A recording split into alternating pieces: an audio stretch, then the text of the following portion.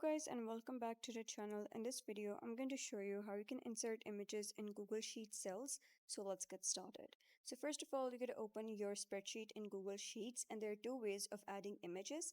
First is within a cell and the other is all over the cell. So let's say you wish to add any image within the cell and you wish to copy them over the whole column.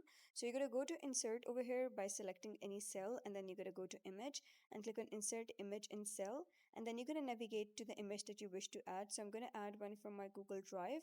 That will be this logo. Click on insert, and now you can see that a logo has been added, and you can simply drag and drop it like this, and all of the cells contain the image. Now if you wish to add a big image over the cells, you're going to click on insert, go to image again, click on insert image over cells, and I'm just going to add the one that I have in Google Drive, and then click on insert, and now you can see the image has been added over the cells. So that is basically how you can insert images in Google Sheet cells. So if you found this guide helpful, please consider subscribing and leaving a like. It really helps me out, and I'll see you next time.